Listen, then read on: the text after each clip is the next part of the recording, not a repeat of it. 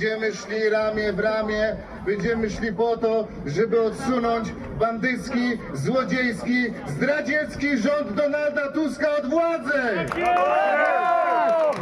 Czołem! Czołem Wielkiej Polsce!